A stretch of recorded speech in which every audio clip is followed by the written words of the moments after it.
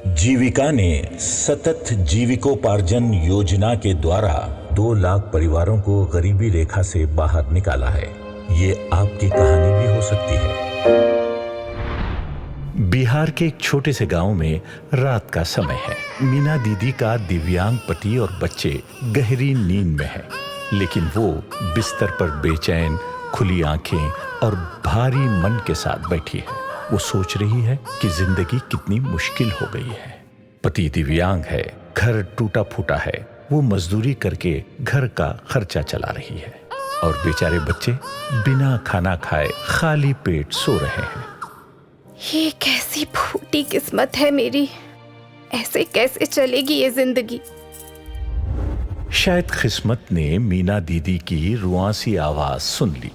कुछ दिनों बाद सतत जीविकोपार्जन योजना के द्वारा किए गए सीआरपी ड्राइव हुआ और दीदियां सर्वेक्षण करने उनके दरवाजे पर आ पहुंची। प्रणाम दीदी। प्रणाम दीदी। दीदी, आपके घर में आमदनी का जरिया क्या है? आमदनी का कोई जरिया नहीं है दीदी। कल रात परिवार में सबको भूखे पेट सोना पड़ा। कुछ जर जमीन है क्या आपके पास? अरे दीदी, जमीन रहती तो रात में भूखे पेट सोना पड़ता क्या? क्या बताऊं, इस घर के अलावा कोई जमीन नहीं है मेरे पास। अच्छा, ये बताइए, क्या आपके बच्चे स्कूल जा रहे हैं? नहीं दीदी, मेरे पास बच्चे को पढ़ाने तक के पैसे नहीं हैं, इसलिए वो स्कूल भी नहीं जा रहा है। अच्छा दीदी, ये बताइए, क्या आपने किसी सरकारी योजना से कोई ऋण लिया है? नहीं दीदी, हम गरीबों को भला कौन ऋण देगा। दीदी, हमने आपके घर का सर्वेक्षण कर लिया है।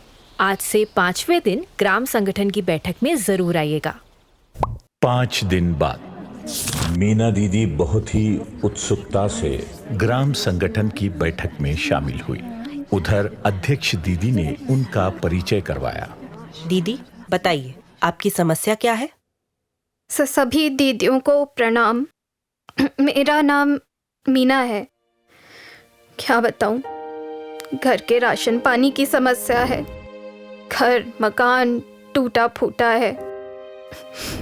पति दिव्यांग है, उनके इलाज के लिए और बच्चों को स्कूल में पढ़ाने के लिए मेरे पास पैसे नहीं हैं। जिंदगी अब बोझ लगने लगी है। दीदियों, मीना दीदी की आर्थिक स्थिति बहुत खराब है और इन्हें अब तक सरकारी योजना से कोई भी मदद नहीं मिली है। मीना दीदी की हालत को देखते हुए आप लोग बताएं कि क्या इन्हें सतत जीविकोपार्जन योजना से जोड़ा जाए? 15 दिन बाद मीना दीदी, आपको सतत जीविकोपार्जन योजना के अंतर्गत ग्राम संगठन के माध्यम से विशेष निवेश निधि के रूप में 10,000 रुपए का चेक दिया जाता है।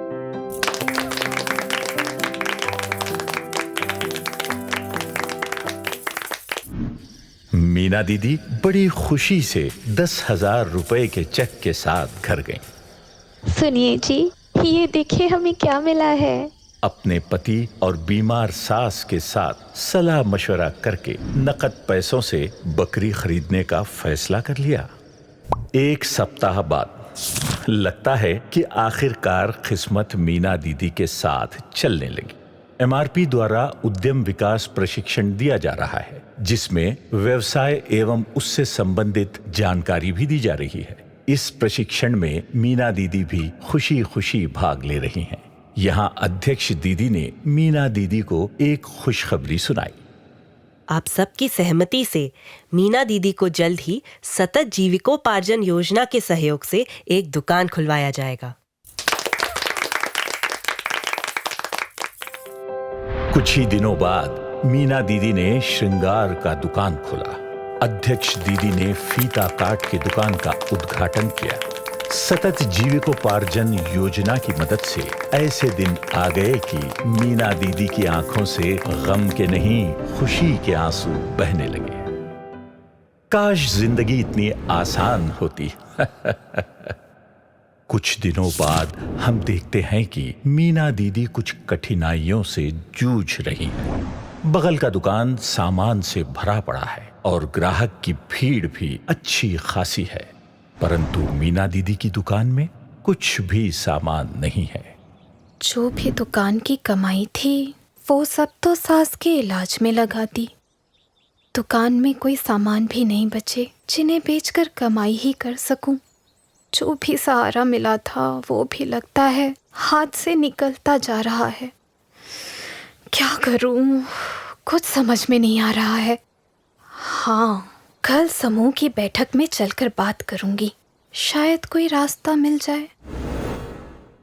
अगले दिन समूह की बैठक में मीना दीदी उपस्थित हुई।